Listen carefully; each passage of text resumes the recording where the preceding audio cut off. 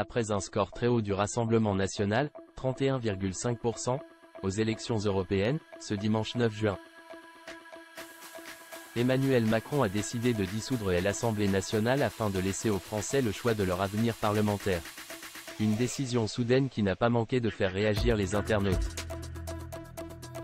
Le couperet est tombé. Ce dimanche 9 juin, à 20 h, les premières estimations des résultats des élections européennes ont été publiées par les médias. Après des semaines de campagne, les différents candidats sont enfin fixés sur leur sort. En France, c'est donc Jordan Bardella, Rassemblement national, qui arrive en tête avec 31,5% des suffrages. Le protégé de Marine Le Pen se positionne bien devant ses adversaires, puisque la candidate de Renaissance, le parti de la majorité, Valérie Hayer, 14,7%, est au coude à coude avec le socialiste Raphaël Glucksmann, 14%. Quant à Manon Aubry, la candidate de la France insoumise, obtient 9,4% des voix exprimées. Et malgré sa popularité en déclin depuis plusieurs mois, Emmanuel Macron a fait une annonce pour le moins étonnante après l'annonce des résultats. Le président a en effet décidé de dissoudre l'Assemblée nationale, ce qui donnera lieu à de nouvelles élections législatives les 30 juin et 7 juillet prochains. Si, à cette heure, l'ensemble du gouvernement est sur la sellette, sur les réseaux sociaux, les internautes, surpris, scènes sont données à cœur joie pour ironiser sur la situation.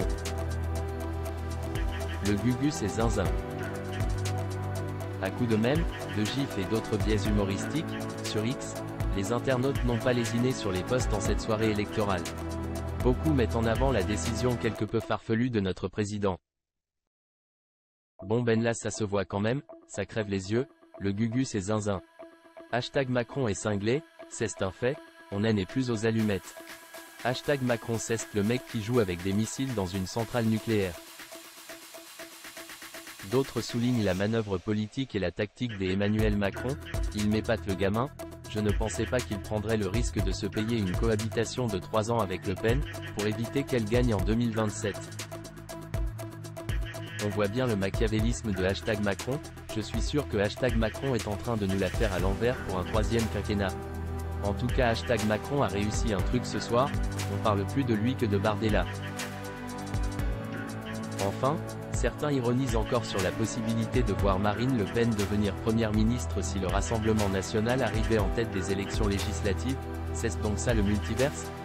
Nos internautes ont du talent.